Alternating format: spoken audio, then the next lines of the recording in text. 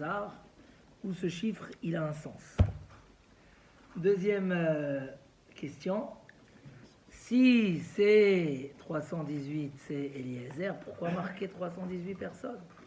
En plus que là, presque, on le fait rentrer d'office dans le pshat. C'est pas... Et c'est marqué dans les Sfarim. Certains font une pshara. En vérité, il est sorti avec 318 personnes. Mais Vayarek et Tranichav, c'est quoi Vayarek et Tranichav?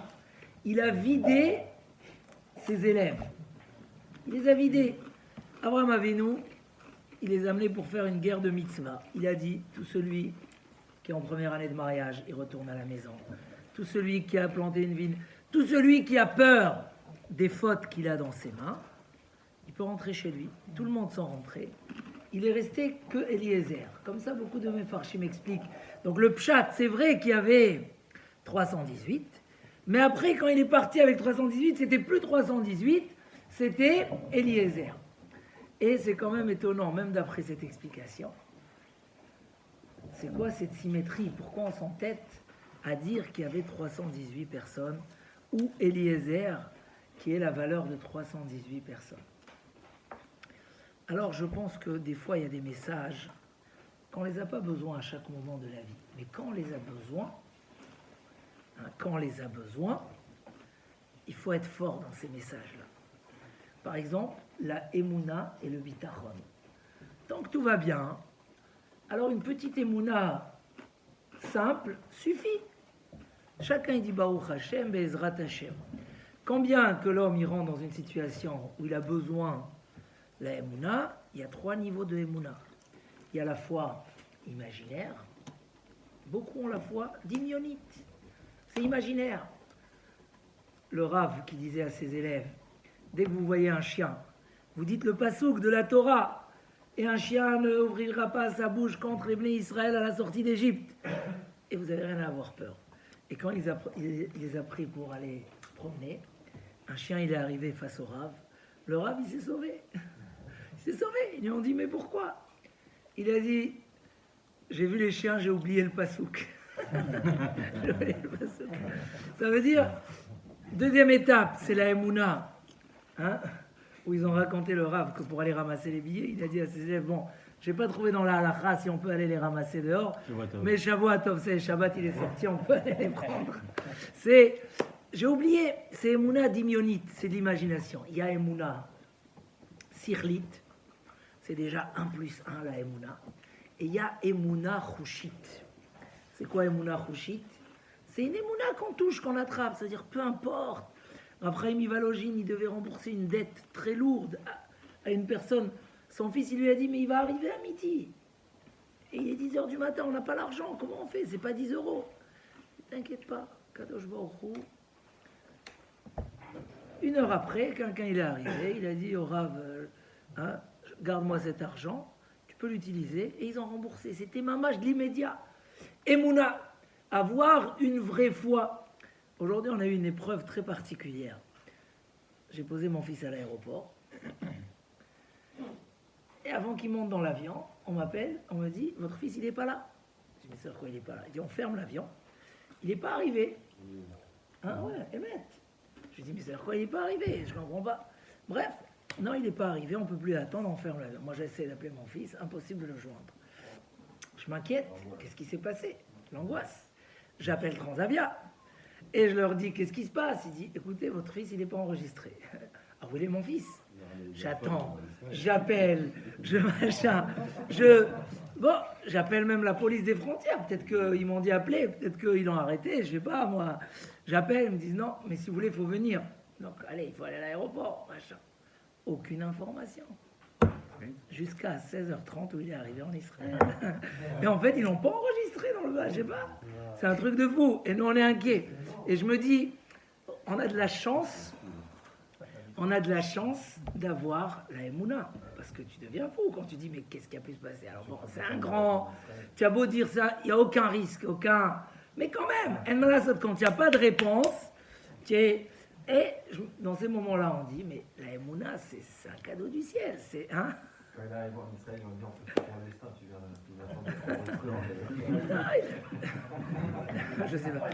Encore, il m'aurait pas appelé Shalom à l'Israël, mais sinon. Il va attraper, il dit c'est pas normal. Non, à un moment, je pensais si je rêve ou pas, mais voilà. Je me dis, s'ils m'ont appelé, ils m'ont fait un mail, j'ai le mail, que votre fils n'a pas embarqué. Je leur ai dit, je veux un mail, je ne peux pas aller à la police sans un mail. J'ai le mail. American Express. J'ai le mail, il n'a pas voyagé. Donc, mais Al-Kol Panim, la Emouna. Donc il dit ici un yesod extraordinaire. Il dit en fait, et c'est bien appuyé, c'est un yesod du Rab Tzadok HaKohen, Melublin, qui dit qu'en fait, la situation pour Abraham Avinu était désespérante. Misken, son neveu, il est là. Ils sont un devoir d'aller le sauver. Mais comment tu vas aller faire la guerre contre 4 puissances mondiales? C'est pas possible. Il n'y avait pas de sechel. Mais Abraham Avinu lui-même, il était à un niveau de Emouna tellement fort. Maintenant, qui allait l'accompagner? Il avait besoin de quelqu'un avec lui. Et là, il a pris 318. Parce que la gématria de Yehush, c'est, qui veut dire désespéré, c'est 317. Et 318, c'est celui qui est Me'al Yehush. Au-dessus du Yehush, celui qui ne désespère pas. Et il dit En le Yehudi leityaesh mishum davar. Un juif, quand il ressent du mal dans quelque chose, c'est pas qu'un événement, comme j'ai raconté, mais une attente dans quelque chose, une volonté de progression, même spirituelle. Un juif, jamais il doit désespérer. Que ça soit au sujet du corps, que ça soit même une épée qui est sur son épée, sur son cou, alimna atzmo minarachamim, il ne doit pas arrêter de prier. Que ça soit dans l'âme, un homme qui est rentré dans les fautes, qui a fauté énormément, qui désespère pas, qui ne peut pas dire pourquoi, qui yehush klal etzel ish yehudi. Il n'y a pas de désespérance chez un juif. Ve'Hashem itbarach yachol azor bechol inyan. Akadosh Baruch Hu peut aider dans chaque situation. Et tout la création du peuple d'Israël était dans un élément où la désespérance était complète. Quoi? Ve'Abraham ve'Sara zekenim. Il ne pouvait plus avoir d'enfants, Abraham et Sarah. Donc comment va sortir le clan d'Israël? Hein? Il n'y avait pas Mimilel les Abraham et Nikabanim Sarah. Qui pouvait imaginer que Sarah aura un enfant et que va lui donner à manger? Mais, il dit le Rabbi Tzadok, Behemet mehet Hashem haitazot. Ça c'est venu d'Akadosh Baruch Hu. Que la création de la nation d'Israël soit après la désespérance totale, que personne ne pouvait imaginer que Abraham et Sarah auraient un enfant. Et pour nous apprendre, vous avez été créés dans une situation où c'est le Yehush Gamour. Il n'y a pas de Yehush de l'Olam. Hashem itbarach yachol azor. Akadosh Baruch Hu peut toujours aider. Aïpalé me Hashem davar. On a reproché à Sarah, quand elle a rigolé, des promesses qui étaient venues par un arabe, par un des 3 arabes qui sont venus la voir. Sur cette promesse, qu'est-ce qui est marqué? Aïpalé me Hashem davar. Est-ce qu'il y a quelque chose qui est impossible, qui est écarté de la possibilité d'Akadosh Baruch Hu? Et donc Abraham Avinu, qui a ouvert cette situation-là, de ne jamais être désespéré. Donc dans l'histoire de Sédom, tout le monde en désespéré. La preuve, d'où on sait que tout le monde en désespéré. Le roi de Sédom, il lui a dit, prends tout l'argent et rends-moi les personnes. Pourquoi? Parce que je pensais jamais aller la récupérer. Il aurait jamais, Sédom, ils étaient radins. Jamais comment il a donné tout à Abraham? Il a dit, prends tout et moi, que tu me sauves. Parce qu'il y avait le Yehush total. Et donc, Abraham Avinu, il a pris 318 personnes il a dit, ce chiffre-là, on va aller en s'encourageant, en se renforçant, en se disant que nous, on est les Mala Mina Yehush, au-dessus de la désespérance. Et c'est ce qui s'est passé chez Moshe Rabbeinu, qu'on lui a déjà mis l'épée sur son cou, et son cou il a durci. Et c'est pour ça qu'il dit que La Gematria, elle correspond bien. 218, c'est Yehush avec le Kollel. D'accord? Et pour dire que, voilà, l'homme, il n'a pas de quoi être Mityaesh. Il n'a pas de quoi désespérer. Quand un homme, il désespère, alors il laisse son travail. Et il risque de ne pas aboutir. Il risque de ne pas aboutir parce qu'il s'est désespéré. Mais si quelqu'un, il a la Emouna Shlema, et donc quand commence l'histoire de Avraham Avinu, toute son histoire était comme ça. Il a lancé le projet de découvrir qui est le maître du monde. Et il n'avait pas des personnes simples autour de lui qui n'étaient pas d'accord. Il avait toute sa famille. Il avait Nimrod, un roi qui était complètement révolté contre Akadosh Baruch Hu. On connaît l'histoire au début de l'Ech Lecha dans le Ramban, que Nimrod il a mis en prison pendant... il a mis en prison pendant 13 ans, c'est marqué là-bas. Et Abraham Avinu n'a pas désespéré. Il a jeté dans la fournaise ardente. Il n'y a pas, j'ai la vérité, je vais aller jusqu'au bout de cette vérité. C'est un Yesod Chashuv. Un homme, des fois, avant de commencer, il a déjà désespéré. Avant de lancer l'initiative. Aujourd'hui, on est ici des miraculés. Parce que chacun, quand il dit je vais aller à un shiur une fois par semaine, combien d'empêchements il y a? La femme, les enfants qui ont besoin de nous, chacun et ses occupations. Comment on peut? Donc celui qui se dit je vais jamais y arriver, et beaucoup de gens commencent comme ça, je vais jamais y arriver. Donc tu vas vraiment jamais arriver. Mais si tu prends ce koach-là du klal Israël d'être les ma'alamina Yehush, et donc Béhémet, malgré tout, les 318, ils n'ont pas tenu le coup. Quand Abraham Avinu leur a dit, bon, vous avez compris le message ou pas? Celui qui a peur, parce qu'il a des fautes, ou etc., qui rentre, ils sont tous rentrés. Et qui est resté? Eliezer. Eliezer, c'était Kenaan. C'était l'homme qui a été maudit par Noach. Il lui a dit, un homme comme toi, il n'y a rien à faire avec toi. Il n'y a rien à faire. Tu es un homme dangereux. Le monde était divisé par 4 familles, et il est parti faire un défaut à son père pour pas qu'il ait d'autres enfants. Quelle méchanceté, quelle cruauté, quel tsarut aïn. Tellement il veut tout. Hein. Vous connaissez ce midrash, il a dit, si Caïn et Evel, pour 2 personnes, ils se sont disputés, on est déjà 3, c'est déjà beaucoup. On va pas rajouter. Ah, il y a le monde, il est vide, c'est après le déluge. Il a dit, tu es tellement dangereux que ta seule solution, c'est d'être soumis aux autres. Tu peux pas. Et quand il a demandé de se marier avec la fille d'Abraham, que sa fille se marie avec Yitzhak, il lui a dit, écoute, c'est pas possible, tu es maudit. Et un maudit ne peut pas se marier avec un béni. Un béni, c'est quelqu'un qui est libre, c'est quelqu'un qui a la émouna, c'est quelqu'un qui peut, Vayetse Yitzhak, la Souah Bassadeh. Souar, c'est aussi 318. Siach, c'est la tfila. La tfila, c'est au-delà du Yehush. Tu dis, mais comment Hachem il pourra m'aider? Tu ne poses pas de questions.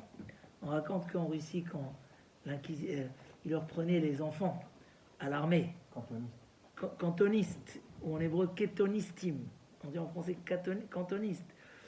Il y a une dame qui lui a pris son fils, elle est partie, elle a pleuré devant le Haron HaKodesh. Et elle a dit, c'est une histoire authentique. Ramène-le-moi, tu sais comment tu peux faire. Que d'un coup, finalement, ils ne les prennent pas. Elle a donné une 20aine d'idées devant le Haron. Akadosh Baruch Hu sauve mon fils. À la fin, son fils a été sauvé. Mais par aucune des 20 idées qu'elle avait données. Parce qu'il n'y a pas besoin de donner des idées à Akadosh Baruch Hu. Prie et la Yeshua, elle vient. Kenaan, qui était Eliezer, il a suivi son rave. Ou ben meshek beti ou damesek Eliezer. Eliezer, dolé ou mashke mitora de Rabou, il était le vrai élève de son maître. Quand il a vu qu'Abraham Avinu n'a pas peur et qu'on ne désespère pas, alors lui aussi il a dit on ne désespère pas. Je vais devenir Baruch, il n'a pas lâché l'affaire. Et effectivement, à la fin de la paracha de la semaine prochaine, Eliezer, il a réussi. Pourtant Abraham, c'est son meilleur élève. Il l'a accompagné dans les moments les plus durs. Et Abraham lui dit, désolé, je suis désolé, tu es maudit, c'est pas... Tu es maudit, on ne peut pas changer ça. En Yehush Baolam, comment il dit Rabbi Tzadok, il n'y a pas, un juif ne doit pas désespérer, Mishum Davar. Alors hier j'étais avec quelqu'un, on étudiait, et il m'a dit que des fois, les petits moussards qu'on entend, et que des fois on a l'impression qu'ils font pas grand-chose.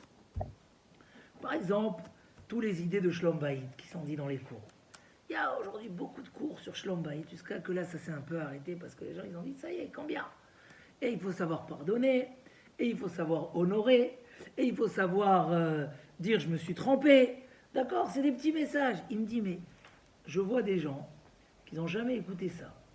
Tu les prends comme des fous, comme des bébés, tu les assois pour leur mettre le shalom. Tu n'as même pas dit un demi-mot, qui sont déjà partis en dispute, mais vous êtes venu me voir, pourquoi?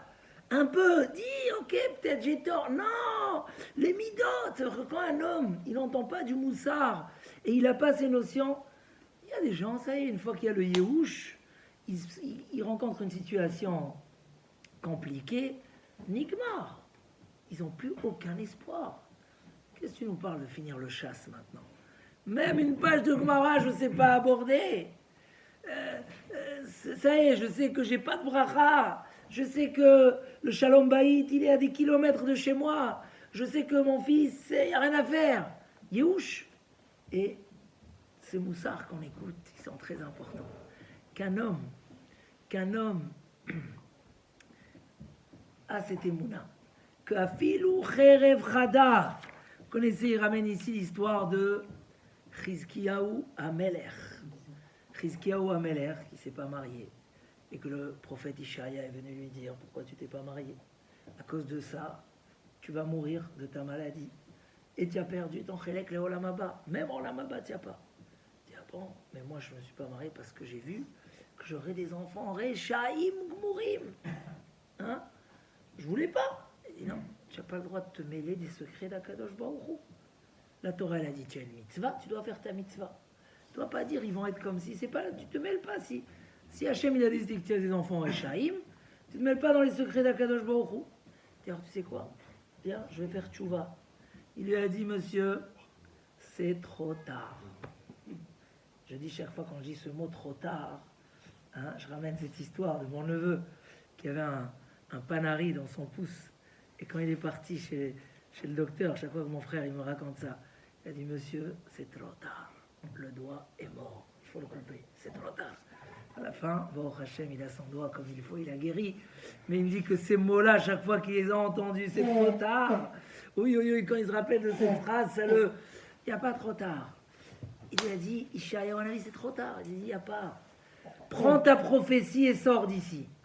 Voilà ce que j'ai reçu de mon arrière-grand-père. Il lui dit, Chizkiyahu Amelech, que même une épée, l'épée elle est déjà là. Alitiaesh min harachamim. Il faut pas être mitiaesh des rachamim. Et finalement, il a été sauvé.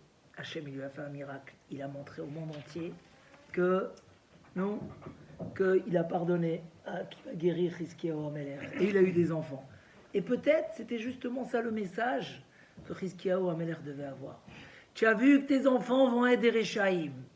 Mais on ne désespère pas d'un juif. Donc peut-être que, comme ça s'est passé à la fin, selon certains avis, Ménaché, il a fait tchouva. Donc ton fils, il a fait un kiddush Hashem. Pourquoi tu désespères? Tu veux pas amener d'enfant? Mais tu t'imagines, tu vas perdre ce kiddush Hashem. Jusqu'aujourd'hui, on parle que Ménaché, il a fait tchouva. Selon un avis, selon un travail un peu moins. Mais dans tous les cas, ce qu'il a été sauvé, ça a fait un très grand kiddush Hashem. Alors, le nom d'Hachem va se sanctifier chez toi par-ci, chez lui par-là. Chez un, c'est par un enfant tzaddik gamour. Chez l'autre, ça va être peut-être par un rachat, mais que ça va découvrir un kiddush Hashem. Mais ne désespère pas. Bravo. Est-ce que le fait de s'imposer une émouna, c'est une émouna? C'est avoir la émouna. Je suis dans une situation où c'est bloqué. Que je devienne fou ou pas fou, de manière, ça ne changera rien. Ouais. Donc, il n'y a plus que la chaîne qui peut faire les choses. Donc, finalement, c'est ma solution à moi pour me tranquilliser. Donc, je m'impose cette émouna, une espèce de émouna. Alors, tu as raison de poser cette question. Parce que c'est ce qu'on a dit, quand tout le monde va bien, quand tout va bien, tout le monde en a émouna. Mais c'est quand ça commence à aller mal, des fois je suis étonné, des gens qui, tzadikim, Mais quand ils sont, la situation elle est inexplicable, ils commencent à poser des questions de Emouna. Je leur dis, mais comment? Alors la raison, c'est Emanti qui a d'Aber. La Emouna, elle se fait quand je parle. Quand un homme, il travaille sa Emouna. C'est sûr qu'après, au moment de l'épreuve, il faut s'asseoir et dire que à Kol Kash, comme j'ai dit ce matin, à Kol Kasher la Kol me Hashemu, tout ce qui arrive à l'homme, c'est Mina Shamaim, et il faut s'imposer la Emouna, Vadaï, parce que tu l'as au fin fond de toi. Mais le Yetzerara, il te met de l'inquiétude, et le corps, il fait son effet, etc. Oui, il faut s'imposer la Emouna, mais la Emouna, c'est un travail qui commence beaucoup plus tôt que tous les jours. Un homme, quand il a une bonté d'Hachem, il réalise que tout ce qu'il a, c'est d'Akadosh Baruch Hu, et qu'au moment où il va réussir, Pitom, l'orgueil ne va pas lui dire c'est que moi. Et quand ça va un peu moins bien, qu'il puisse se dire à ce moment-là. Donc il y a un travail. Mais si à l'intérieur de soi, on a une vraie émouna, qu'on a travaillé quotidiennement, au moment de l'épreuve, on peut déjà se parler avec soi-même. On peut déjà s'imposer. Mais s'imposer quand tu l'as pas, tu t'imposes. Donc c'est vrai qu'il y a un fruit. Et Manti dit David Ameler, qui a d'Aber, et il ramène ici Barichout, qui était le grand-père. Que David Ameler, oui, combien des fois, il était dans un danger. Rien que le fait que sa Neshama était à Sédom, et que Sédom devait être complètement détruite.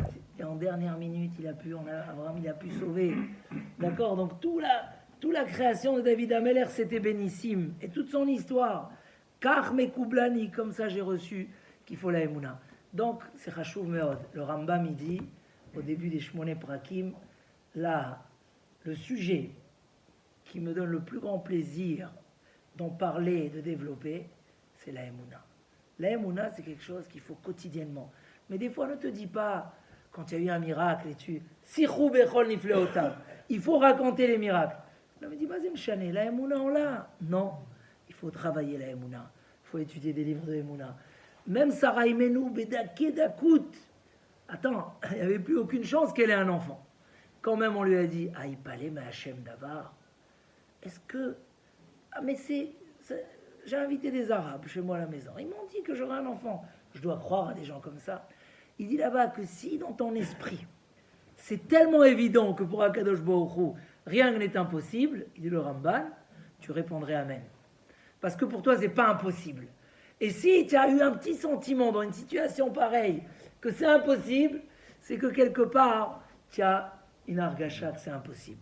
Donc, quand on s'habitue, quand on travaille, quand on parle, quand on écoute des shiurim de Emouna, et c'est ce qu'il dit, ben begashmiyut ou ben beruchmiyut. Au niveau matériel, c'est clair, un homme ici, il peut voir est-ce que sa Emouna, elle prend, elle devient un chouchit, comme l'ont appelé les Sfarim, ou elle reste comme ça, imaginaire. Mais, comme on le dit souvent, même au niveau des projets de l'homme, des projets spirituels, là aussi, des fois, on désespère. Un homme, il sent que pour lui, le réveil du matin, c'est impossible. Un homme, il sent que s'asseoir dans une chaise, c'est impossible. Même ses parents, ils n'ont jamais réussi à l'asseoir sur une chaise. Un homme, il sent que cette finesse d'esprit n'est pas pour lui. Un homme, il sent que, la Gemara, l'hébreu, comment je vais commencer même Non. Loïrara, qui ata, il m'a dit David Ameler. N'importe où. Je sais que, donc, si on peut être mechazek, ce point, c'est un petit point, mais c'est un grand point. C'est un point important d'être toujours avec la Emouna, Ashlema, que tout est possible pour Akadosh Baruch Hu, et que, voilà, on est Ma'amin, Shlosh Esrei Karim chez la Torah Akdosha, et comme ça, Bezrat Hashem, 318, En Yehush, au-delà du Yehush.